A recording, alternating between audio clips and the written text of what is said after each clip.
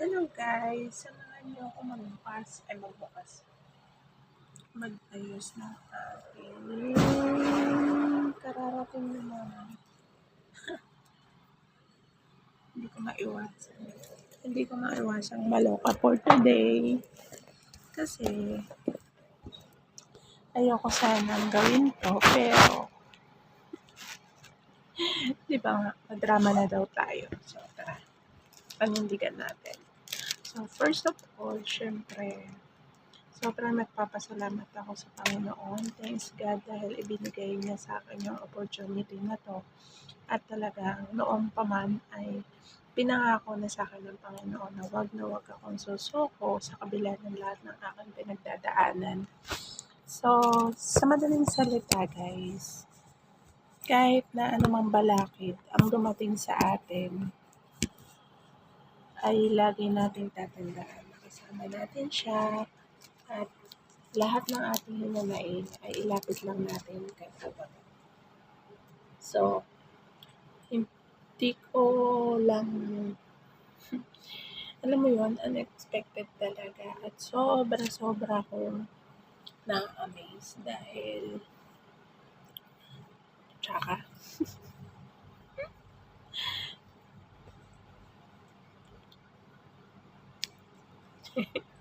ayoko na pigilan kasi sabi nila mas better din naman na inilalabas mo di ba? Para pag dumating yung oras na kailangan mo na mag-work ulit, malakas ka na. So, pagbigyan niyo ako na iyakan ko muna kayo guys at damdamin niyo na lang yung aking pagdadrama. But anyway, yun nga, talagang sobrang nagpapasalamat ako sa Panginoon na meron siyang ginagamit na mga tao na para magkaroon ako ng lakas para lahat ng to ay makayanan ko. So, sobrang sorry guys. Minsan sa totoo lang, pinanonood ko yung sarili ko kung paano talaga ako umiyak. Kasi pagkatapos ko umiyak, tatawa na ako. Di ba sabi ko lagi, totoo yung sinasabi ko sa inyo, natawa, iyak ako dito. Kasi, akala nyo masarap yung buhay na malayo sa pamilya. Akala nyo gusto kong lumayo para iwanan kayo.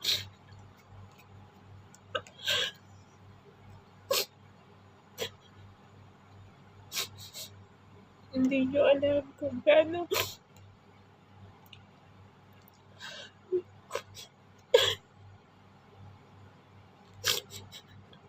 alam ko ba? Pinipigilan ko namang umiyak kasi nga ang dami rin nagsasabi na hindi nga bagay sa akin umiyak dahil alam ko pumapangit at napaghahalata ang naloloka daw. Pero alam niyo sa mga kagaya ko, mas better na minsan uluha mo na kasi pagkatapos nito gagaan na yung pakiramdam mo. At huwag nating hayaan na lagi tayong i-down ng iba. Kumbaga kahit na ganun yung sinasabi nila, mas maganda pa rin na i-prove mo sa sarili mo na mali sila. Kasi nawiwili. Kasi nawiwili sila. Diba? Ang pangit ko. Kaya ayoko umiyak eh. Kaya lang, pagbigyan nyo na muna ako. Hayaan na natin muna. Kasi part of Tears of Joy din to. So, last time, iba kasi yung iyak na malungkot. Iba yung iyak ng masaya talaga. Alam niyo yun yung habang lumuluha ka, pero nararamdaman mo, may kasiyahan sa puso mo. Kahit na ganun yung lahat na nangyari, okay lang. So, habang nagtatanggal tayo, balikan natin yung aking mga pakimerot. Tuloy natin ang aking matido.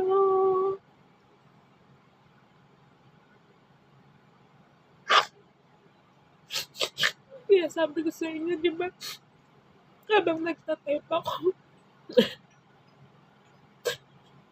hindi ko maiwasang hindi maiyak. Kasi nga, di ba, so,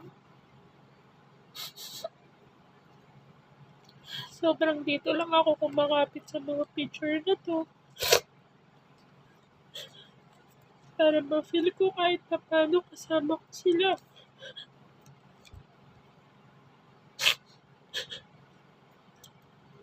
At alam ko, naging masama man akong ina dahil iniwan ko sila. Wala akong ibang hinangad kundi mapaayos yung buhay nila. Mabili ko o makuha ko yung mga gusto nila, yung kahit hindi nila hinihiling o binibigay ko, ginagawan ko ng paraan. Kasi gusto ko maranasan nila yung hindi ko naranasan ng bata ako. So, salamat sa mga friend ko na kahit minsan lang kami nagkakausap-usap, andyan pa rin sila. At sa aking tita, sobrang sweet. So, random yung aking pag-send sa kanila kasi nga, ano lang to, parang biglaan. Alam niyo yun, mahilig tayo sa mga biglaang desisyon. So, ayan ang aking Samantha. Yung aking alaga naman, si Jordan, si Mama.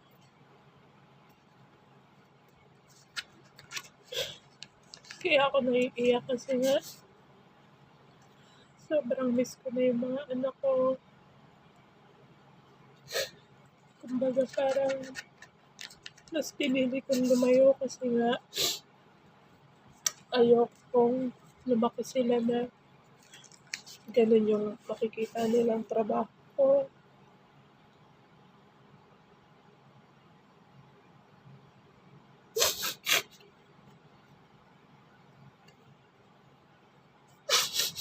Naiyak lang talaga ako guys kasi nga hindi ko akalain na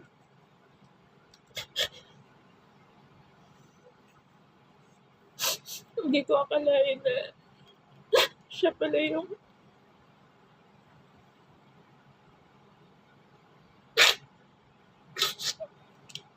ay sorry. Asan na yung tissue ko? Unlimited ako dito sa tissue eh.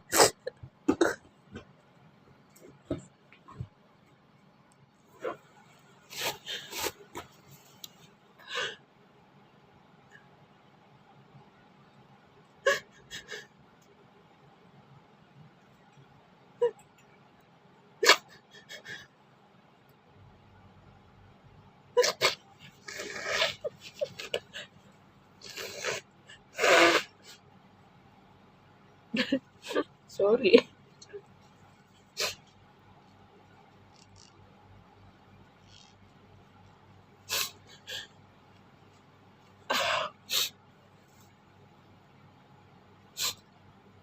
Hindi ko lang kasi akalain na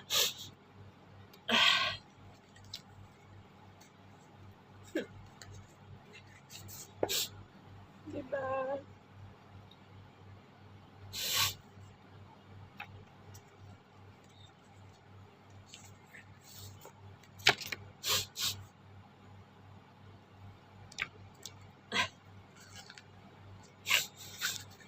Ang hirap pala. Yung iiyak ka, pero sasabihin nila, nagdadrama ka lang. Hindi nila alam yung sabog na sabog ka na. Pero kailangan mo mabuhay. Kailangan mo magpakatatag. Kailangan mong laging isipin na may pangarap ka para sa kanila. Grabe no. Kita niya yan? I'm so proud of him. At halos ramdam ko rin yung pagod ng kapatid ko. Kaya kahit minsan na lang kami uli mag-usap, alam ko na nararanasan niya rin yung mga nararanasan kong lungkot dito. So, ayan. Shoutout sa mga... So, ayan. Isa-isayin natin. Alam niyo guys, anytime na makikita ko itong mga batang to, doon ako hindi ko mapigil kung bakit.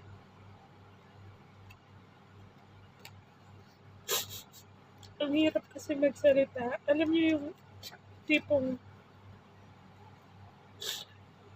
mag-share ka ng nararamdaman mo, pero sasabihan ka lang nila na madrama ka. Choice ko na basta gusto ko sana happy-happy lang. Ayan, shoutout sa akin mga friend na kahit minsan na kami magkita-kita o something na hindi kami nagkakausap-usap, pero thanks God, naging part kayo ng buhay ko. O diba, feeling maganda tayo dyan that time.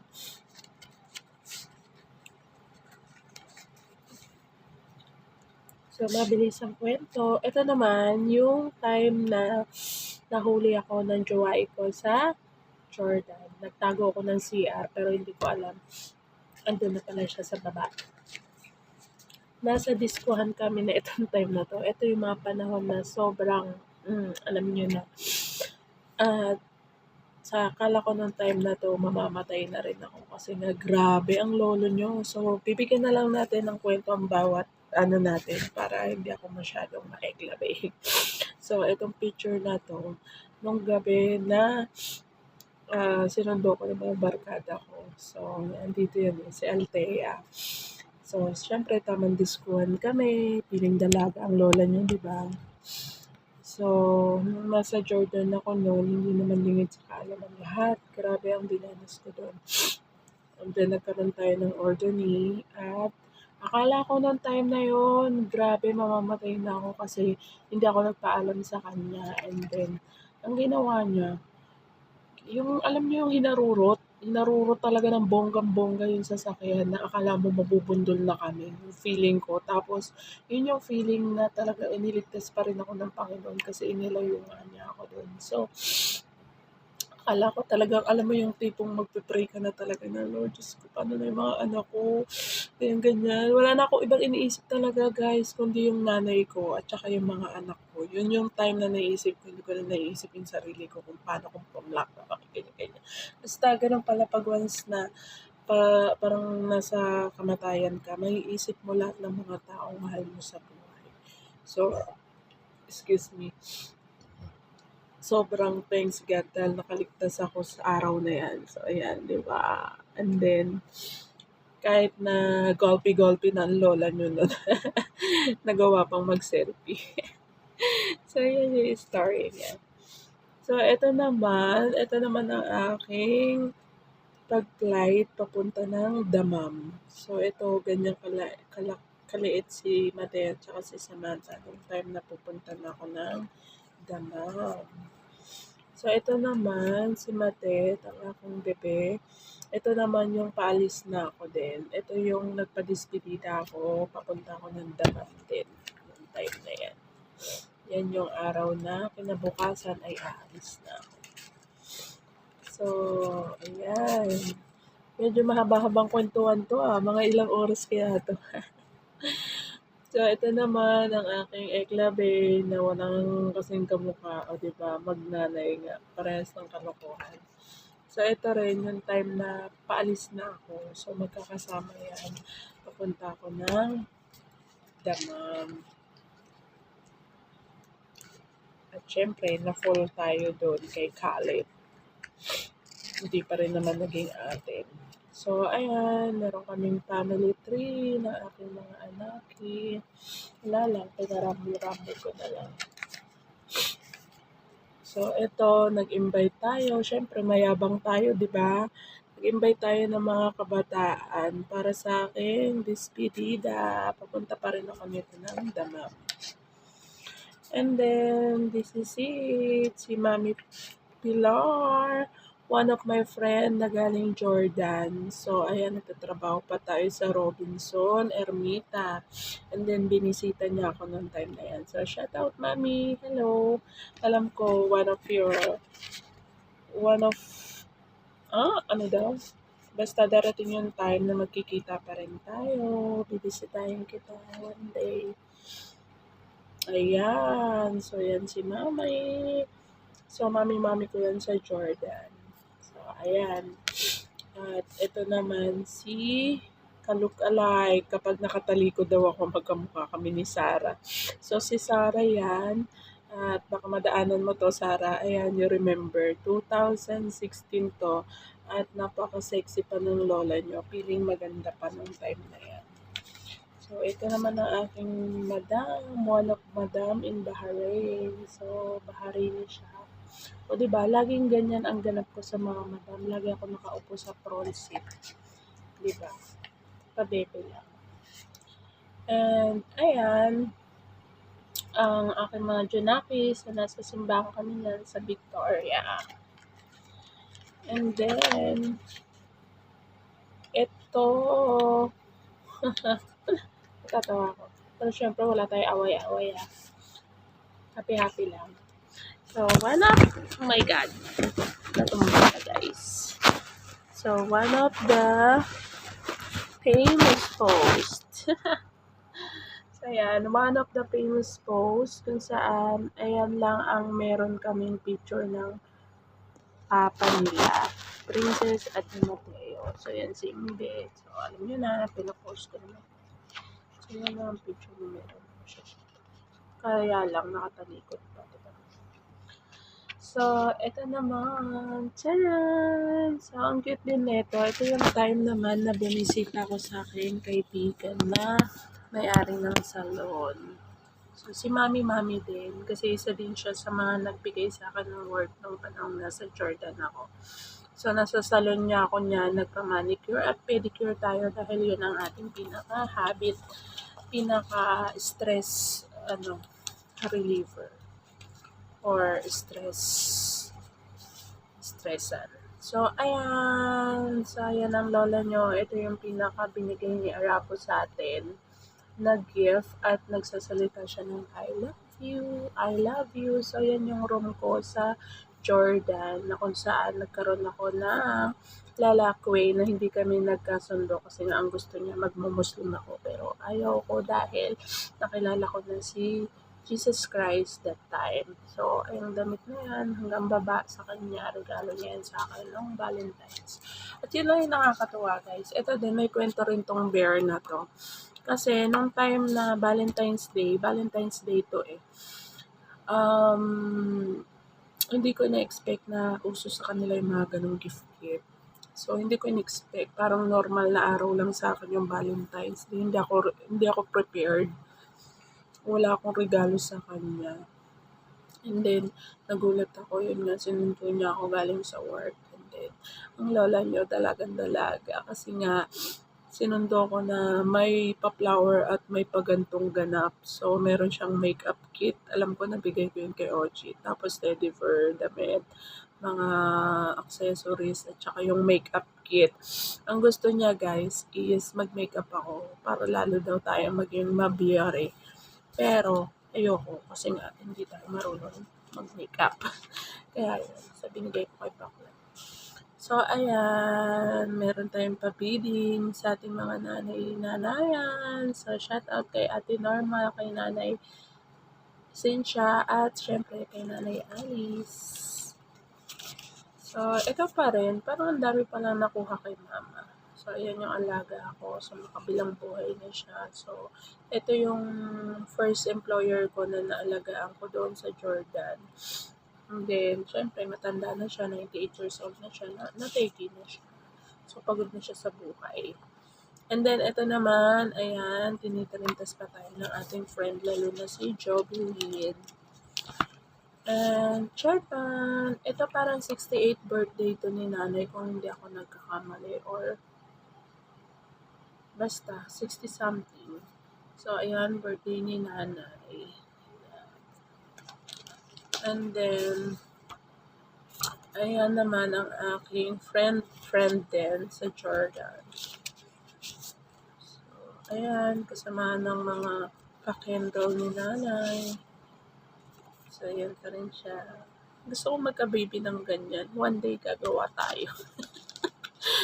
kaya lang walang gagawa. So, ayan, ang ating Mudra, nag-celebrate ng kanyang birthday. I think 68 na yan, 68th birthday. And then, ito naman ang ating Samatea.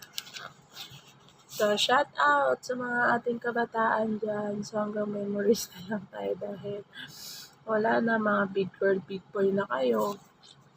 Kakatuwa lang balikan. Naiyak ako kasi nga, alam mo yun, yung parang kailan lang.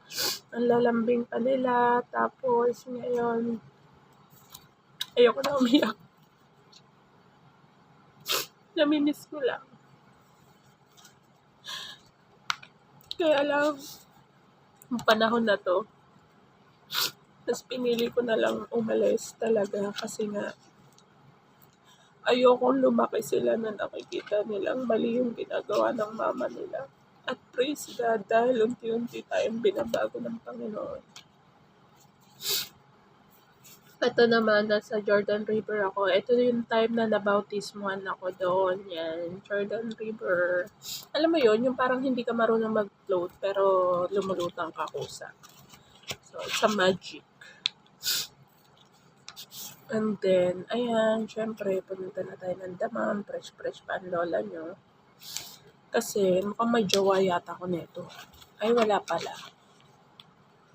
Wala pala tayong jowa dyan. Ay, oo, meron pala. Ang jowa pala natin dito is si, nag-isip no? Ang daming jowa. Ganda ka, girl. Si John ang ating jowa that time. And then, inangkaw tayo ng Arabe. At ito naman si Samantha. So, galing kami nito sa MCU. Nag-hospital kami. Kasi nga inuubo siya ng time na yan. So, yan. Ang aking mga kainday. Shoutout sa inyo. Shoutout mga ate. So, nakakatuwa lang. O, diba? Sila ate. Tapos, meron pang foreigner na kasali. Naka-join siya sa amin. Nakakatuwa. And then, ayan. So, Daban pa rin yan. So, ayan mga girls, makikita. Ito naman si Anissa with Mama. Ito yung tagalinis na aming parlor. At ito naman, yung time na papasok ako ng trabaho. So, 5:30 a.m. neto. Kasi 6 kailangan nandun ako sa work. So, ayan. Alas 5 pa lang, biruin nyo. Mula Malabon hanggang Ermita. Robinson ay iniipay ko lang siya. So, yan. Ang lola niya. Wala pala akong souvenir na e-bike na nakasakay ako ng bulok. Nabulok na lang siya. Wala nang gumagamit. Nasira na yung battery. So, ayan naman. Ganun pa rin. Papuntang Daman pa rin. Ay, ang dami ni Mama. Bakit doble-doble? Ang dami. Sinayang niya yung film. Tingnan mo, 4 na copy. My God, ano nangyari? Paramdam si Mama sa akin. Ang dami. O, diba? 1. Parang 5. 1, 2, 3, 4, 4. 5. Siguro mga ilang dekada to. Ang dami ng kanya. Pare-parehas. Oh, diba? Bakit ganun? Pare-parehas. I miss you, Mama. Kamaog mo pa na magpapaano mamaya. Tulawin mo pa ako sa panigin. Pero meron pala akong trivia din dito sa matandang.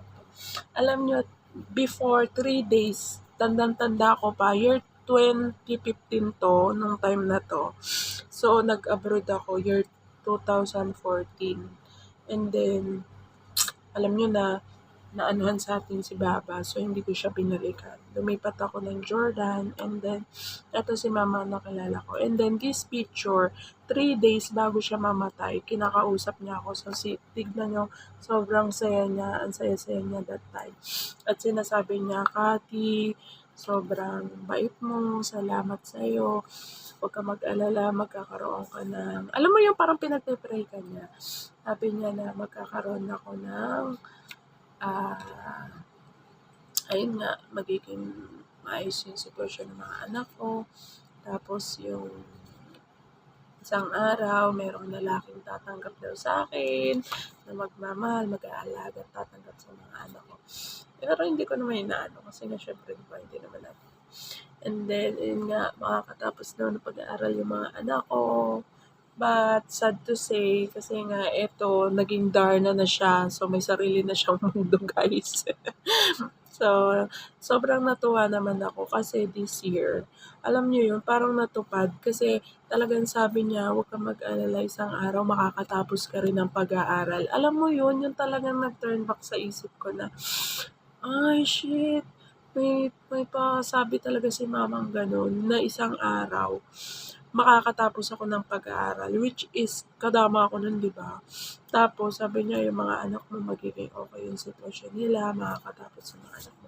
And then sobrang tuwan-tuwa ako kasi nga di ba nitong taon, 3 kami graduate, si Samantha at si Ate Princess, and then ako mula elementary, high school, and then college. So thanks God kasi nga talagang dama ko yung blessing na ay, kaya lang nag-Darna siya ng time na yan. So, syempre, bata pa naman siya. Hindi natin siya pwedeng maitlapin.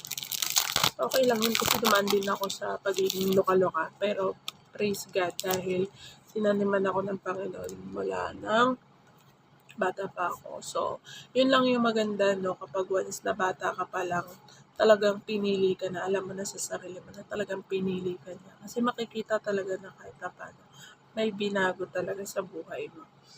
So, hindi naman lingid sa kaalaman ng lahat, di ba? Kung gaano ko karaming tao, karaming babae, at nagpapasalamat ako kasi talagang hindi ko to inaasahan na ibibigay niya sa akin yung ganitong senaryo. So, abangan na lang natin ng mga susunod na eksena. At syempre, ayan, sobrang proud ako sa akin mga girl alam na naging friend. Yan si Sir. So, hindi ko in-expect at thank you so much sa aking napaka-wonderful understanding, madam. So, yes, bebe. So, may nag-message sa atin. So, wait lang. So, eto naman, ayan. So, itong picture na to, kauuwi ko lang din nito galing work. And then, ay hindi pala. Itong picture na to pala, ito yung unang araw na na-encounter ko si Papa God. Ito yung time na na-encounter ko siya. Oh my God, oo, ito yun. Alam nyo yun, yung kinatatakutan kong lugar, kasi nga 'di ba nag-eklabe ako dun sa Jordan. And then, nung time na parang talagang gustong-gusto kong maghanap ng simba, magsimba talaga ako. And then, may nag-invite sa akin, nandito rin si ate, alam ko.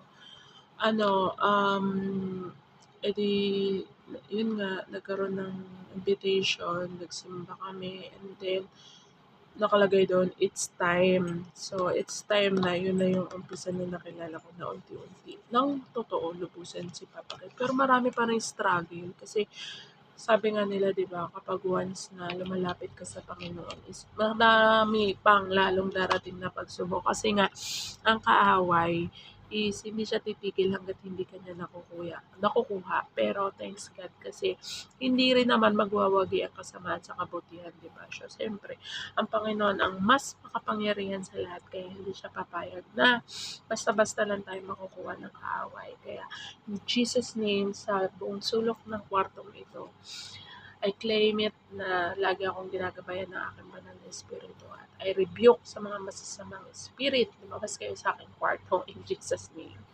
So, ayan. So, ito yung time na nag-i-study na ako. So, nag-aral din ako ng Jordan, di ba? So, about naman sa mga God Word. So, ayan. Estudyante rin tayo ng Pentecost. So, graduate din tayo doon. So, ayan, ang aking mga bebe. Ito, lucky na rin siya kasi nagkaroon siya ng asawang ordony. Ito, medyo wala na kaming contact. So, ayan naman, alam nyo na, pasaway lang tayo. So, ito naman, na-invite tayo sa kasalan. So, kasal to ng anak ni Mama. O, diba, nakapandong pa ako ng panahon yan. May mga time na nakapandong. So, yan, sa kasalan tayo niyan. Hi! Ang aking family Cristino, ang aking tito, titas, at mga pinsan. So, sino ka dyan, OG? So, ito naman, galing ako ng Jordan. Kauuwi ko lang yan. Binisita ko yung mga tito-tita ko. So, ito naman, tcharan! Yung nakilala nating nurse kasi nga nag-duty na ako sa hospital. Ito naman siya. Alam mo sa totoo yung iba na ano ko na yung mga names. Sino ba to? Ayan, basta siya yun. Shout out. Ayan yung aking mga alaga, mga pinsanin, mga friend na mga araba. So, ayan. So, syempre, kahit sa Pinas naman, mas gusto ko talaga mga aking nakaibigan na bagets. Kasi feeling ko nagiging bata ko, kaya nagiging immature pa rin. So, ito naman yung graduation day ni Samantha. So, kinder